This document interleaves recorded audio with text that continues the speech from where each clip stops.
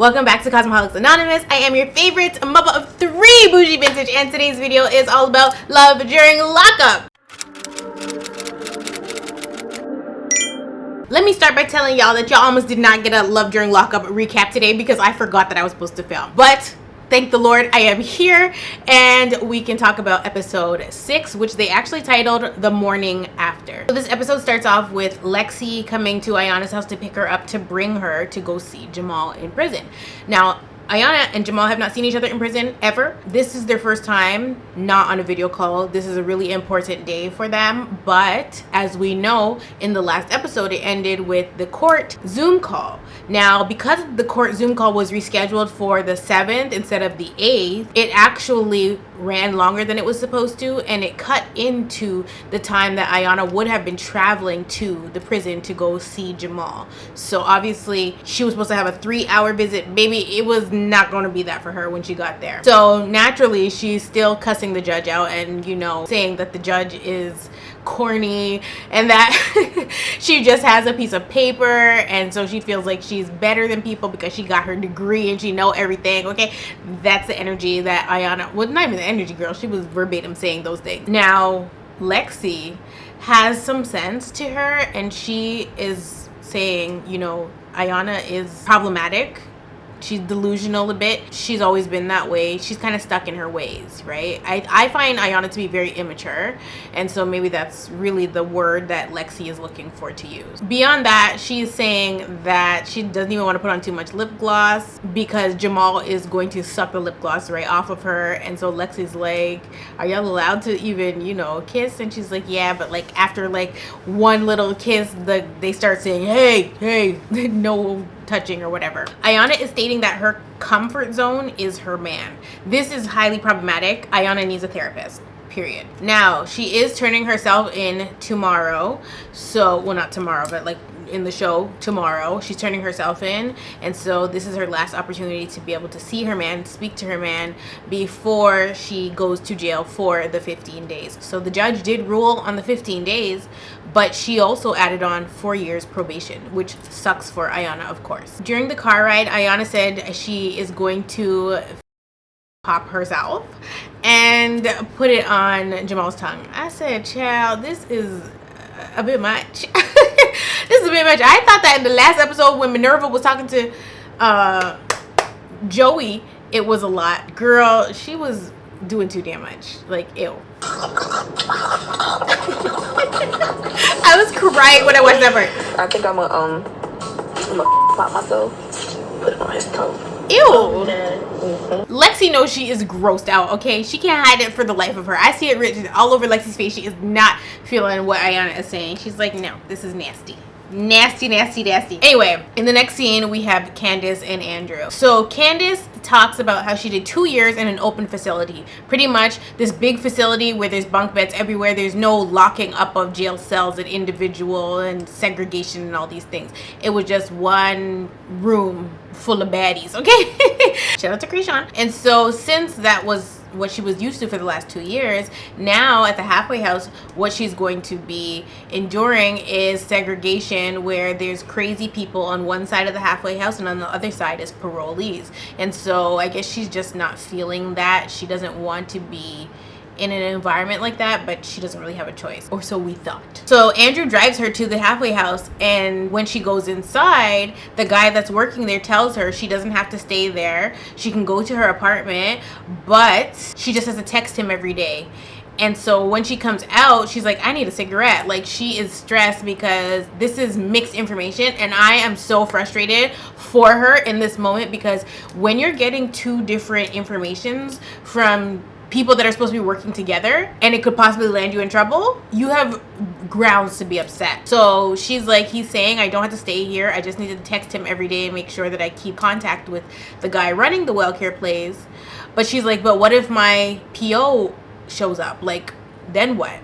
And so I think that what she should have done in this moment was call her PO and be like, hello, you said I have to stay at the well care place, but they're saying I don't have to stay there. So what is tea? Okay, like, give me the information. The only downside of that is she could possibly get the well care guy in trouble, because if he's not supposed to be running it like that and he's running it like that, we have a little bit of a problem, and so he might lose his job. But that's not really for her to consider, because at the end of the day, she said that she's going to have to do 2 years if she doesn't do well care, or if, you know, somebody finds out that she's not doing what she's supposed to be doing, then she's back in jail for another 2 years, and she don't have time for that. That is the best thing for her to do, but she decides she's going to, you know, go to her apartment to freshen up and, you know, chill out with Andrew. When they get to the apartment, she loves her apartment. She loves the bed. She loves everything about this space that Andrew has provided for her. But of course, she is hungry and she wants real food, so she tells Andrew that she is craving fried chicken, and Andrew, of course, orders it for her. When it's bedtime, Candice says that she's okay with them sharing the bed, but until she's comfortable, she doesn't want to like cuddle or anything like that. So they can sleep in the bed together. Just you stay on your side, I'm gonna stay on my side. At this point of the episode, Andrew looks defeated because, I mean, they've been talking for like a year. They're now engaged, and now this lady is telling him they can't even cuddle. I understand it from both sides, but from my perspective, from my outside looking in, I don't feel like Candice is really emotionally attached or attracted to Andrew, because if she was, like, those things to me wouldn't be an issue. If you're talking to somebody for a year, you can't wait to get all over them or be all over them or kiss them and hug them. It's not awkward, you know what I mean? Even if you are meeting for the first time, it'll feel natural if it's real. But based on what the little tidbits that we get about their relationship, it's leaning more towards codependency and not real love. We can like cuddle and stuff. Defeat. Just defeat. I want to be affectionate to her. I want to hold her. I want to cuddle at night. But she hasn't slept with anybody in over 2.5 years. And it's something that I can't rush. Okay, I understand.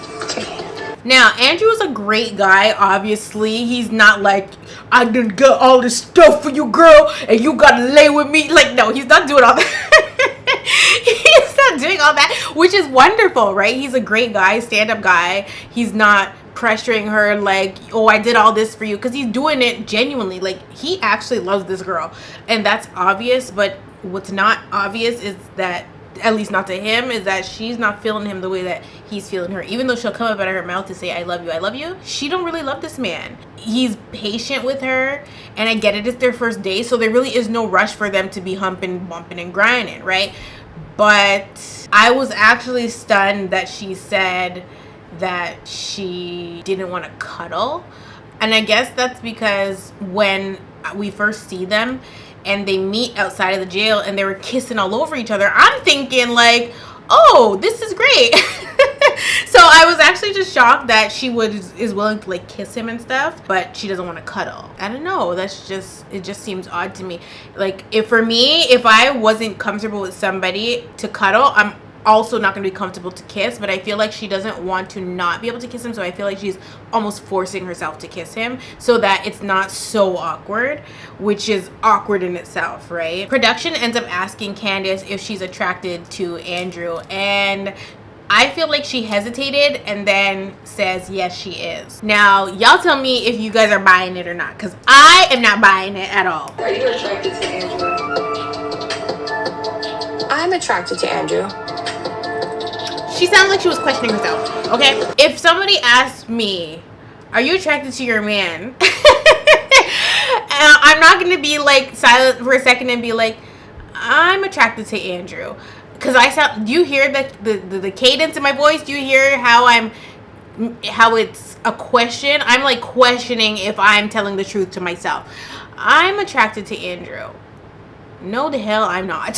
Like, no. If somebody asks me if I'm attracted to a man, of course I'm attracted to my man. What are you asking me? I'd be like, are you dumb? Like, that would be my answer. But obviously I'm not her and she's not me, but I just don't believe that she is attracted to him. If she was, it would not be anything to cuddle with him regardless of the situation. If she has trauma, she has trauma. They're not stating that the trauma was sexual trauma. They're stating that she's been in abusive relationships.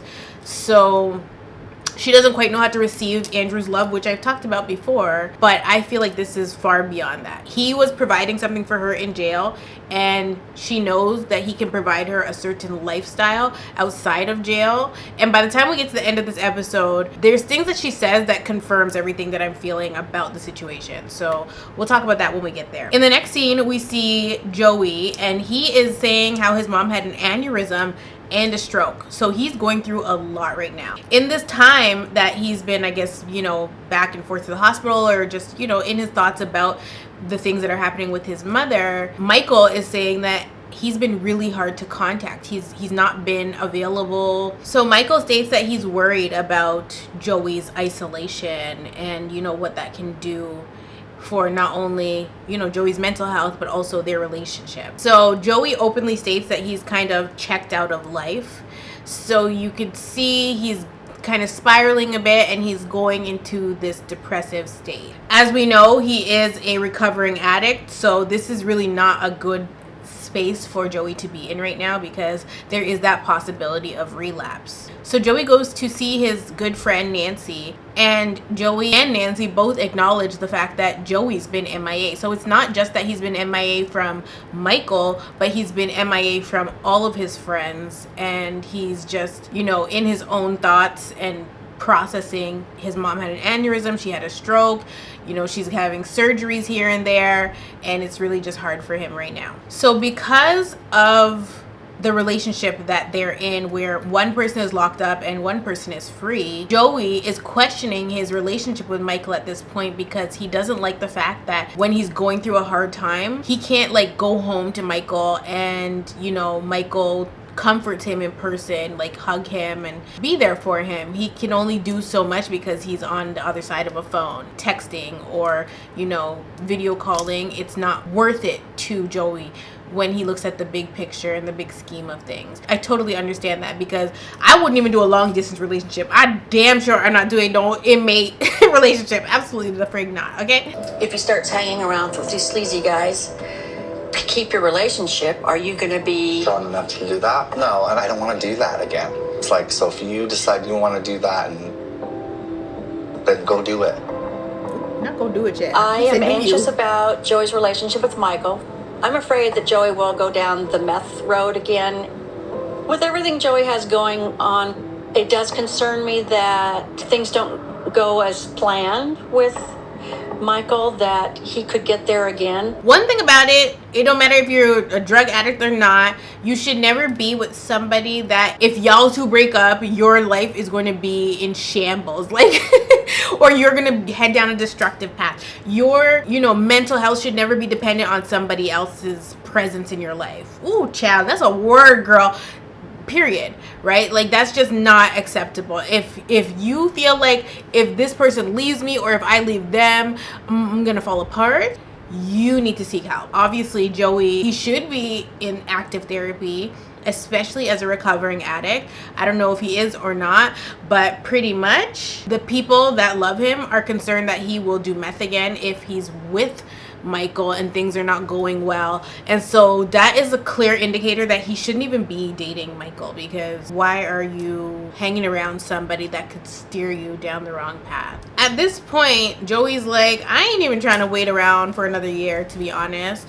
And Michael can sense that as well, but Michael also has not been truthful, and he's facing time from a previous possession charge, not just the current one that he's in there for a year. So he's facing up to 6 years, and he hasn't been open about that, and he can see that Joey might not even be with him for the year, much less 6. Moving right along to Shanta and True. So Shanta and True actually weren't even in last week's episode. They are back on our screens this week with more mess and more drama. And what did I tell y'all in the first recap?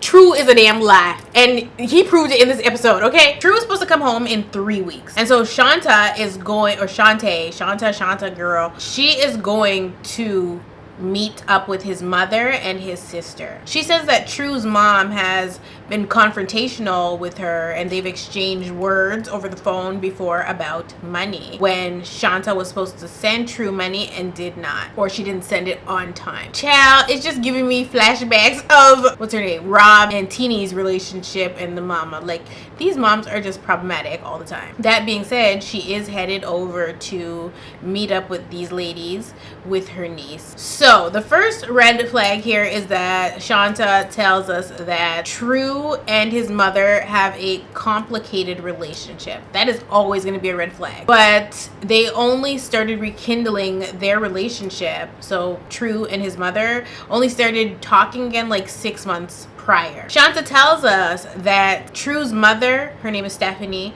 was a character witness in True's sentencing. So when True was on trial or whatever, when he was facing his jail time, his mother was a character witness, as well as his sister, I believe, and other people, like his friends and family members, were all character witnesses, and they pretty much contributed to him getting the amount of time that he got, because the mother said out of her own mouth that he don't learn, he don't listen, and he's just gonna be a repeat offender. If you guys let him free, he's just going to do it all over again and be right back here. So for that, he ended up getting 13 years. Now, when I was first watching it, the way Shanta said it, I was like, damn, you know, that's kind of cold. But I know that a lot of mothers prefer that their child is locked up because he will be alive versus if he's in the street and dying. And so, you know, I don't have any sons, so and I don't have any brothers. You know, I don't know what it's like to raise a boy. Like, I got cousins, okay, they trouble, okay. So, you know, I don't envy people that have sons for that, and a mother knows her son, I would say. And so though it was cold and harsh for the mom to tell the court that, like, I can't imagine having to sit there and tell the court, like, yeah, don't let my kid out. I don't want my kid to be free, you know. But I think by the end of the episode, I kind of understood why the mom did what she did. How do you guys feel about that? Like, would you do that to your kid if you felt like your kid was like going down a horrible path? Would you just be like to the court, please just keep him in there? Or would you be an enabler? Because that's really the only other option, baby, is be an enabler or freaking make your child stay in the damn jail. Like, you know what? I never got in trouble when I was a young child, okay, or even a teenager or whatever. Like, I never got in legal trouble because my mom told me straight up, if you find yourself in jail, you better find your way out, because do not call me. I am not your, if you get one free call, baby, don't call me, because I ain't coming for you. And I said, okay.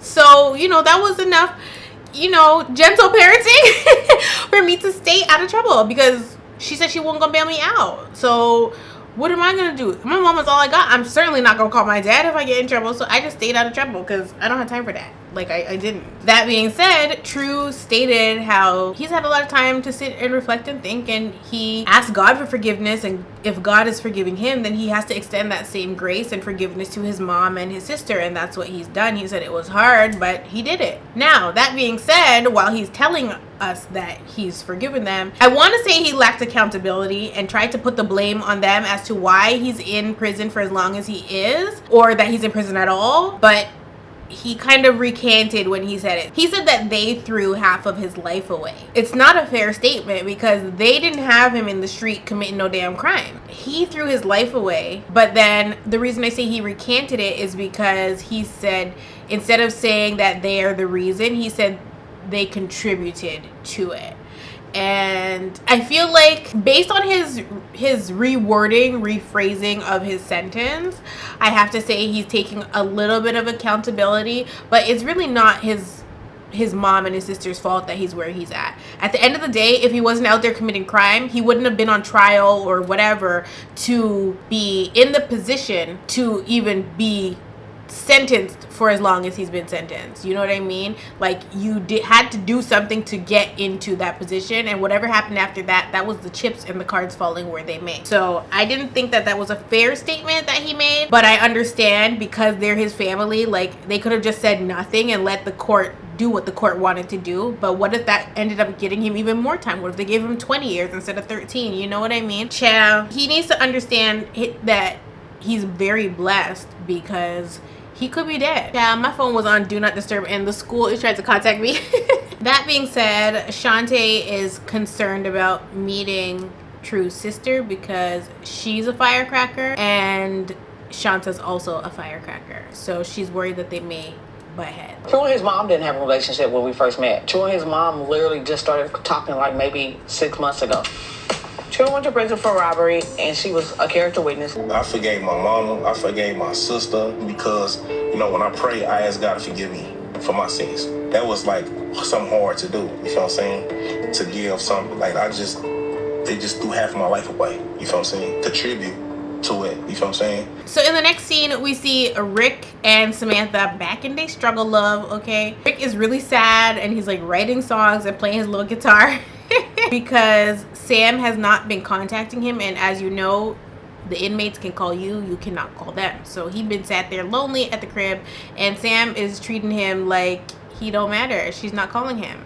But of course, she eventually decides to call him and she tells him why she hasn't called. She said she's pissed off and she's, you know, not wanting to talk to him. So he ends up playing her the song and his guitar, singing the song, serenading the lady, and she loves the song. And you know, he tells her that he's gonna come to Idaho, and so of course she's really excited and her mood and her spirit is up and they're in love again. I don't like, to me, I can't believe she threw this tantrum, but hey, it got her what she wanted, didn't it? Rick says that despite the fact that it is super expensive to get to Idaho, to go to Idaho, he's going to make that sacrifice and go because he does not want to lose Samantha. He doesn't want to lose her to the point where the man is boohoo sobbing, okay? He is like sobbing, like, I don't know if these were tears of joy or sorrow because of the way he was crying, but y'all tell me. I'm so glad that I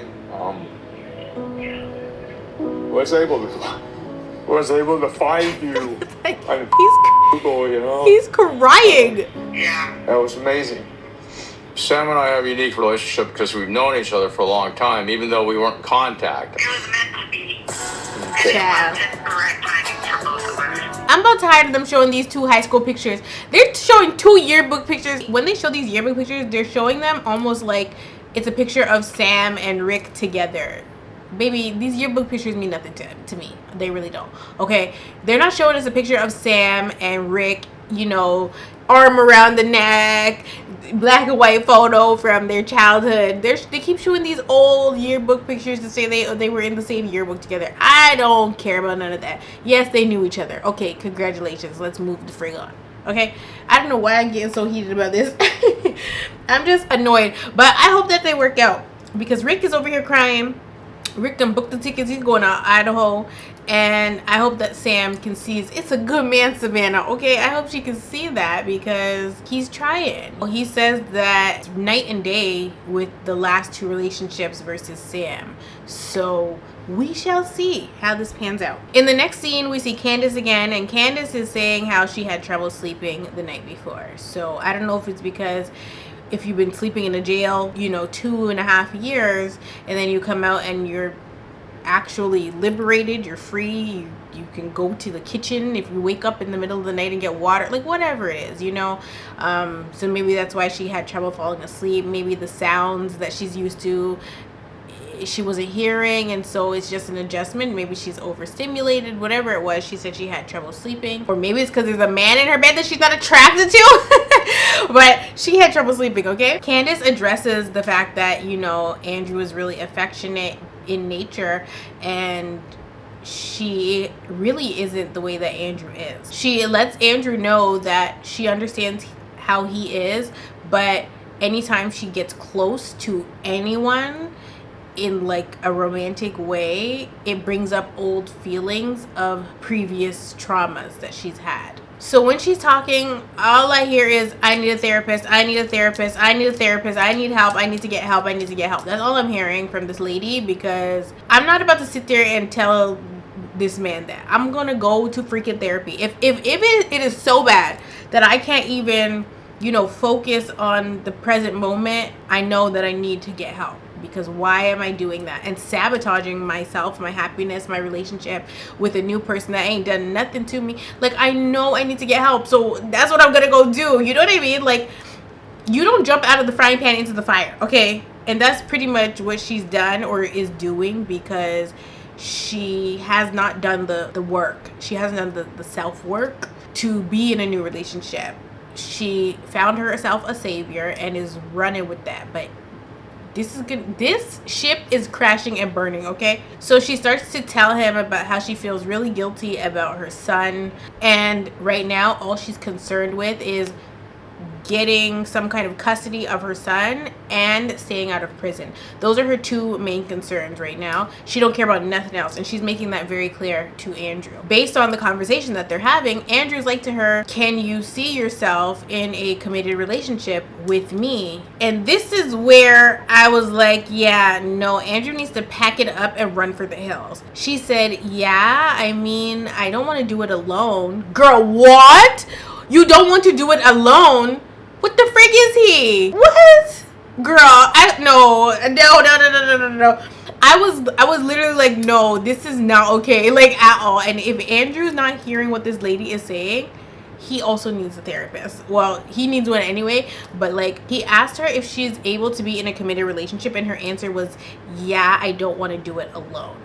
Unacceptable! That's not what he asked you. He wasn't asking you about your trials and tribulations, girl. Take it to the Lord in prayer. He wasn't asking her about that. He said, can you be in a committed relationship with me? Is that something that's on your roster? Okay?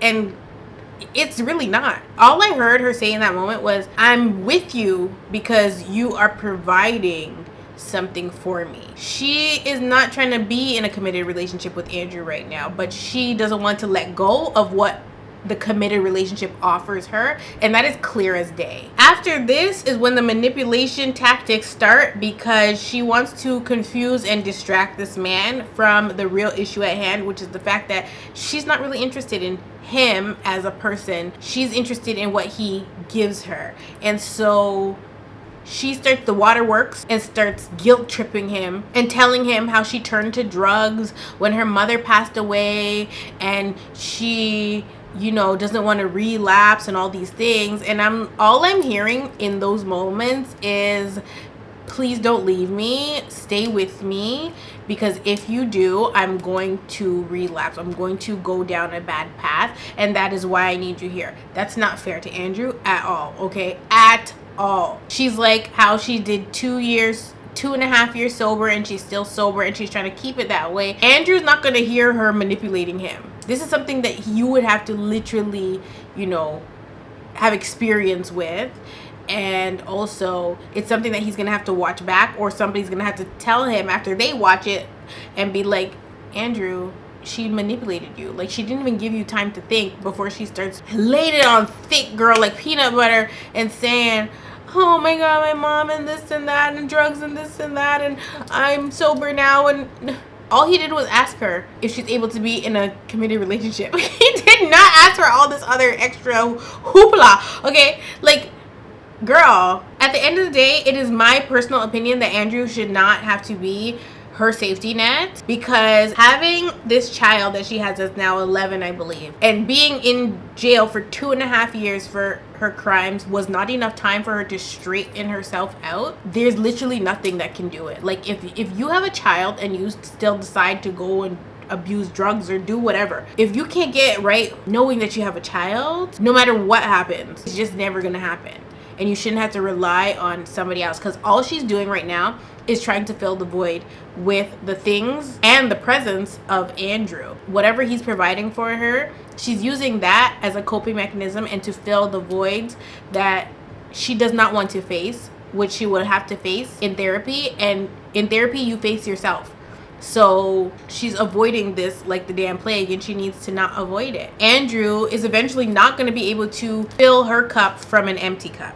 And his cup will definitely be empty, because just watching that scene where she started doing the manipulation tactics, I was exhausted. And it's clear as day to me that Andrew is an empath. Andrew tries to comfort Candice by telling her, like, we will do this together, we can get a lawyer, blah, blah, blah. So already, again, in order to hold on to her, when he sees her manipulating him, he starts manipulating her. This is all bad, okay? I don't even know if it's manipulation, but like, he's people pleasing at this point. He's like, we will get a lawyer. So he's already saying, I'm going to foot the bill for this. Like, you can't do it, I'm gonna do it for you, kind of thing. And so he's spoon feeding her. It's just just too much. This is why he's enabling her in a way. Like it's why she'll probably struggle to really get back on her feet, because he does too much. And even though he's overextending himself, she still comes up out of her mouth to say, I'm paraphrasing, but like, I ain't got much to offer you right now, okay? I got these 2 things on my plate and that's all I can manage, and so either you with it or you with it.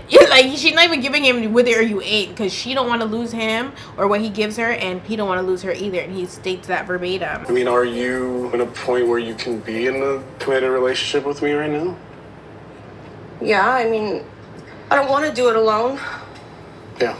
You know, after I got divorced and after losing my mom, I used drugs to not feel that hole and that gap that I felt, that loneliness, that alone feeling. So this is the first time that I'm over 2 years sober, and I'm still sober, and I'm dealing with all these emotions, and I'm just realizing like how bad I messed up and how much I missed out in my kid's life. Like, the little tear that freaking couldn't, okay, because she's not crying. She sounds like she's crying, but she's like forcing the tears to come. Girl, listen, Andrew needs to run. So Andrew tells her, I don't want to lose you. She tells him, you won't. You know, as long as he's there providing, she's not going anywhere. Now, if you thought it couldn't get any freaking worse, Candice then starts telling us at home, well, she's telling production girl, but she starts telling us that it's gonna be so much easier when Andrew leaves in 6 days, because she's not gonna have to concern herself with somebody else's emotions. I said, this lady is crazy. I said, what? This is the most selfish thing she could have ever said. Like, she's pretty much saying like she could just focus on her. Like, she pretty much cannot wait for him to leave. And I'm just thinking like, wow, this man got you an apartment. He got you a car. He got you a bag and your phone, and you got your new phone. He picked you up from the jail, and you can't wait for him to leave. I wouldn't want him to go nowhere. I would be like, can you stay? Can you stay with me? Don't go to, he bought you fried chicken. Girl, no ma'am. I couldn't believe my ears. I said, she said what? All I gathered from this was that he's an empath and she is most certainly not, which is a dangerous, dangerous game. I want to be in a committed relationship. It's just the things that come with the committed relationship is hard for me to deal with. The things that come with, it's girl, you don't want a man inside me, and it just can't be fixed overnight. I never want to lose you. You won't. There's just things that I can't offer right now, you know. The soap opera music is killing me. I love you too. Thank you for understanding. Always. Andrew leaves in 6 days. For me, it's gonna be easier because I can do what I need to do on my own without having to worry about somebody else's emotions. What? She doesn't feel complete because she doesn't have her son in her life, and she has a lot of regret. And I just wish there's something I could do. I just want to take her pain away, and just, if I could take it all on myself, I would. No.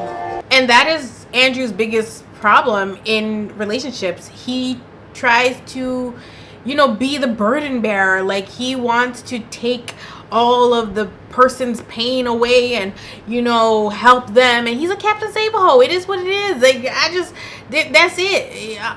There's no other way to put it. I think that Andrew's a great guy, and I could see the vision, but he's doing it for the wrong women. You know, he's not doing it for the woman that's going to appreciate him, and that's the problem. Candice is not going to appreciate Andrew in the long run. She already doesn't. Like, she's like, please get out of here so I can do me. Like, she can't wait for this thing to bounce. Like, she's like, please get out of here. 6 days can't come sooner. Okay, she has counted down the minutes, hours, seconds. She wants him gone so that she can ride around in her truck and get it. Like, she don't care nothing about this man. I'm sorry, but it sucks to watch.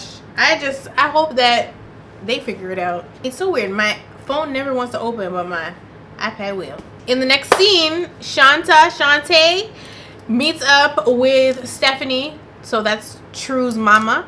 And I was actually peeping at True's mama's phone screen, and True's name is not True.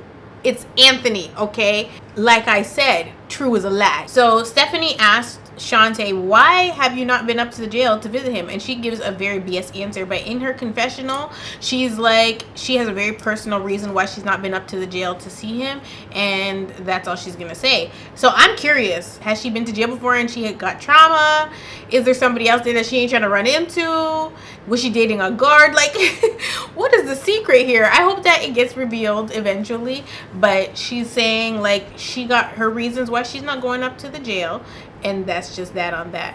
Whatever she told the mom about why she's not been going or why she has not gone to see her whole fiance, the mom is not buying, and she states that very clearly. So as they're sitting down at the table, the sister has not arrived yet. The mom, Stephanie, is telling Shantae that True, when he come out, is gonna be her problem now. I found that very interesting, but based on the history that we learned, which is that she contributed to him going in for as long as he did, this is not a boy she want to put up with. So then True's sister arrives. Her name is Angela, and somewhere in the conversation, Shanta refers to True as her baby, and without any hesitation, his sister is like, how's that your baby, but you ain't been up to the jail to see him yet? I say, gag. Okay, she gagged me a bit. I'm like, you better answer that question, girl. That's your fiance?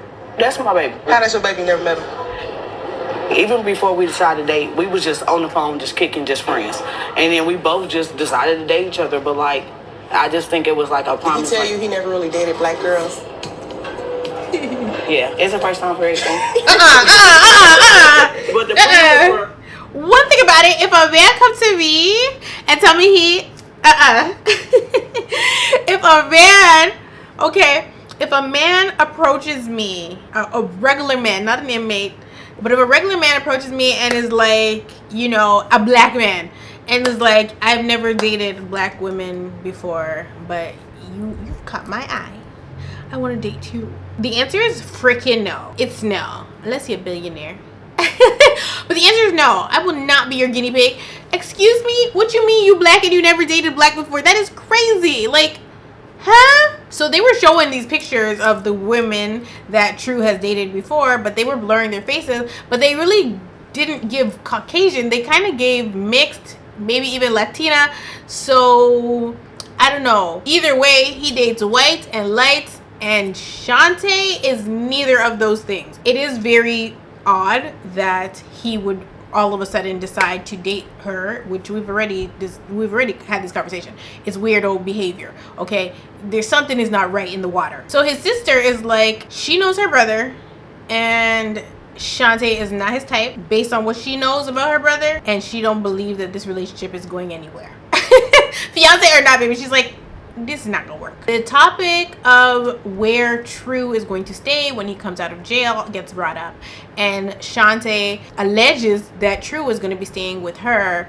Baby, this is when everything went left, because the mom and the sister had no idea about this, because what True is telling his mom is not what he's telling his fiance, which is very odd. Like, why are you doing this confusion stuff? Why are you lying? Why are you telling the mom one thing and the wifey the next thing? Like, where do they do that at? What is the purpose of this? Is he trying to triangulate, or is he confused himself, or he's not sure where he's gonna stay?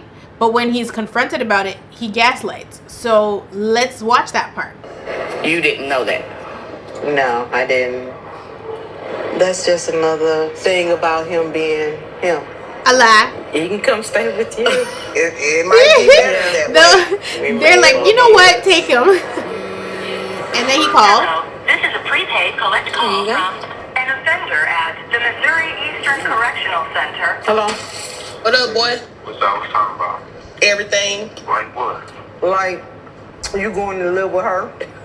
I ain't don't live with her. That's what we heard. Girl, he a lie. He said false accusation. He said, who said that? He said, I didn't tell her that. Huh? So she's just making this up? Remember, in the first 4 episodes, when I recapped that, I told you guys, he said something about, no, she said something about she be questioning whether God sent her this man or the devil. And girl, if you are questioning, if that is the question, baby, You could never be confused when God sends you a man. The man God sends you is not going to come with confusion. I promise you. Okay? It's not going to come with turmoil, confusion, loss. It's not. So, at this point, with the lies and the confusion and the gaslighting, the triangulation between her and the mama and the sister, we already know the devil sent this man to this lady. She needs to pack it up. Because I'm trying to fix that room up for you. If that's what you want to do, I think Shantae told you that I'm going to stay down there and live with her. Like, you gotta keep the same plan between two people. You getting caught up, boy. I ain't getting caught up. Why did you propose to her is what I want to know. I can't answer that. Oh! He's being bogus about it. Like, trying to make me be weak. No, ma'am. No. My thing is, you know you're getting out in 3 weeks. Why are you playing the ass right now? You know you're coming home in 3 weeks. You're going to have to face everybody in person. Unless you're planning to go right back in, then of course you're going to play boo-boo the damn fool. But if you're coming out in 3 weeks and you got to come out to your alleged fiance and your mama and your sister and you're creating conflict 3 weeks before release, baby, they're going to send you right back in. Tell the judge, keep him in there indefinitely, okay? Like, that's really what's gonna happen, because what's his problem? So him, his mama, and his sister are definitely not giving one band, one sound. They are all confused. And then, to add insult to injury, when she asks her brother, why did you propose to her? That's what I want to know. He gonna say, I can't answer that. If I have a fiance, and the man says, I can't answer that. When somebody asks him, why did you propose to the lady? Just call off the wedding, call off the engagement, call off everything. I don't want nothing to do with this man. What are you saying? What do you mean you can't answer that? Like, he's really trying to play her. Like, she looks crazy right now. She looks absolutely crazy. Sat up there talking to his mom and his sister. Obviously, everybody knows that they're engaged. It's not a secret. Why can't you answer the question? And it's like, you know you're on speakerphone. So now you're in front of the lady, your fiance, and you're saying you can't answer that. No. So after all that, Stephanie asked Shantae, don't you think there's a possibility that he could be using you? And if somebody's mother asks me that about their son, I'm running for the hills. I'm gonna say, thank you, mama. It was nice meeting you. I enjoyed this meal or whatever we did here today. I will never see you ever again in life. I know you know your child. As a mother, the fact that she's a mother and she should know that she knows her kids. If somebody else that's a mother asks you about their child and it's a pressing question, and the question is a question that makes you think long and hard about who you are with, you're supposed to take heed. But Shantae didn't take heed. Even if it is a possibility that he's using her, the same thing could happen with somebody on the outside. Baby, no. Now, I don't want to misquote her, so let me actually run the clip so y'all can hear what she said. He's telling her one thing and then telling me one thing. You don't feel like it's a chance he could be using you? I feel like you take them same chances with the man out here. Only difference is I ain't physically seeing this man, but some man out here, I know people out here that get used daily by who they date. Like, what? She gaslighting herself. I definitely need to have a conversation with you. I feel like I'm just getting sign after sign and be like, or slow down. Slow down is not what you need to do. What you need to do is put an end to it, put a pin in it, and never return. Okay? Don't even put a pin in it, because if you put a pin in it, that means you're gonna come back to it. She needs to just forget the whole thing ever even happened. She needs to be MK Ultra and forget about it. Just forget about it. Forget about it, okay? That's what she needs to do. She needs to go have her some damn spaghetti. I can't. All the red flags are screaming the man is using you. Everything is pointing in that direction. Now you heard him on the phone out of his own mouth say that he can't even answer why he proposed to you. And you're gonna sit there and compare this inmate man to a regular man? Like, what? And this is why you have to let people sit in their own delusion and stupidity, because some people don't take no telling. They gotta learn the hard way, and Shantae is giving that. So in the next scene, Rick arrives to Idaho and he meets up with his Uber driver / friend Ricardo. Ricardo is definitely a character. I think he would make great TV. Rick says that he's getting engaged, or that he's engaged, and you know he needs to buy a ring because his wedding is in one day. Ricardo suggests that they go to a pawn shop. I need to go look at rings and stuff. What's your budget like, bro?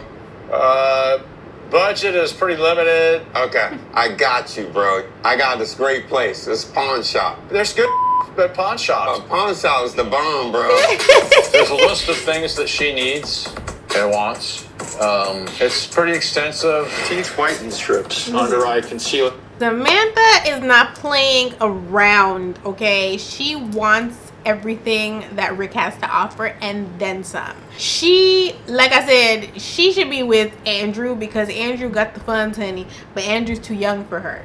Now, him and Ricardo go to the pawn shop and they're looking at, you know, great engagement rings, but apparently there's certain things that Samantha can't have at the halfway house, so he has to opt to buy something that is not blingy. It's plain Jane boring. So he goes for an infinity band that costs $90. Okay, maybe once she gets out they can upgrade, baby, but right now it's giving $90. After that, he goes to fulfill the long laundry list of items that Samantha says that she wants and needs. And so they end up going to this vitamin shop, and so he's telling the attendant, you know, everything that he needs, but then the attendant says that's a lot of stuff. And it wasn't until she said that's a lot of stuff and they panned over to everything that Rick had on like the counter that he was gonna purchase that I was like, is Samantha selling the stuff in the halfway house? Like, what she need all this stuff for? Is she trying to flip something? That was just like my internal thoughts about it. And then Ricardo said the same thing, and I said, is it because we black? Is it because we're black we're thinking the same thing? No, there's no way Samantha needs all that stuff in the damn halfway house. But she probably has been making promises to other inmates in there and telling them she's going to be able to get the stuff.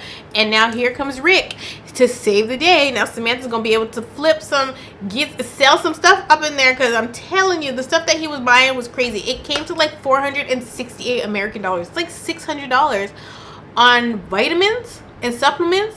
No, girl, no. Because the gag is, she's in a halfway house. She could just opt to get a multivitamin and then a few extra ones that are not in the multivitamin, and she'd be fine. She's getting very specific vitamins and supplements right now. It's really not given that the vitamins are for her. It does look bad because it's a long list, but it's more of a wish list type thing. I never seen no one need so many vitamins. Maybe she's selling it. You don't think she's a gold digger, do you? No, I don't think so. Ricardo, messy. Yes. I'm from the hood, man. You're locked up. Why do you need so many vitamins? She's selling this stuff. I mean, she's 115 pounds. You know, what all that stuff she needs. Look at it, bro. Stacks. $496.08. That's a lot of money. It's a long-term investment. Investment in what? What is Rick talking about? What are you investing in, sir? A gym? What is happening? Girl, it's too much. Samantha, she's not easy, because I don't understand what she needs all this for. $496. I was wrong. Not $468. $496. Okay, that is $600 worth of stuff, and I just can't. And so that brings us to the final scene of the evening, where Miss Ayana is pissed off once again. Girl, we have just seen her just be angry, girl. I mean, she's going through a lot, but like I was stating earlier, had her in-person jail visit today. It was right after she did her Zoom call. The court took up a lot of time, and then fast forward, now she's supposed to drive however many hours to the damn jail, and it was far away because at one point he had called her and she was still 45 minutes out, so she wasn't even sure when she got there what they would get to spend with each other, because it was supposed to be 3 hours. But when she came out that damn jail now, she was very angry. I knew she didn't get her full time. She didn't even get 1 hour. They only got to spend a whopping 30 minutes together, which was very sad. Obviously, Ayana was very sad and upset about the situation being handled the way that it was. They have no compassion for her. I think she thinks that she's entitled to stuff that she's not, which is a common theme on this show. You know, it's usually with the inmates being entitled, but Ayana is very entitled. She thinks that people owe her stuff and they really don't. She is now concerned about her not being able to speak to her soulmate for 15 days. Like, I feel like my man is the only person that could really like get me to come to him. Because he knows how I really am. He knows my heart. I'm bubbly, funny, outgoing, all of that. He understands where I'm coming from, my hurt, my pain. He gets it all. And realizing like I'm about to be in the same setting. I'm about to be an inmate just like he is. I just don't know how I'm going to manage not being able to talk to Jamal for 2 weeks. Not having my soulmate there. It's like, I don't know what I'm going to do. I never want to be that damn in love. I never want to be that damn in love. Like, girl, what is she talking about? Now, one thing I will say is that finally in this episode, she definitely acknowledges the fact that she needs to spend some time with her children. So that's exactly what she starts saying. By the end of the episode, she's just like, she just wants to go and like chill and be with her kids, because as of tomorrow, she has to turn herself in. The episode pretty much ends with her just saying like she's out of tears, she's out of emotions, she's just trying to get to the jail and get this 2 weeks up and over with and get out. But I was happy to hear her acknowledge her children instead of just acknowledging Jamal. Okay, like Jamal has this girl in a chokehold. She is so dependent on the relationship she has with him and talking to him, and she's saying he's the only one that can calm her down and he knows her and this and that. She needs to know her damn self, and that's what I'm seeing here. Okay, so she needs to once again seek help, seek a therapist. She needs to get help, get her affairs in order, and not put so much emphasis on her relationship with Jamal, and stop. She needs to heal her daddy wound so that she can show up not just for her children but for herself. She is willing to accept the bottom of the barrel, the bare minimum, less than the bare minimum, whatever that is, you know, a morsel of that, you know.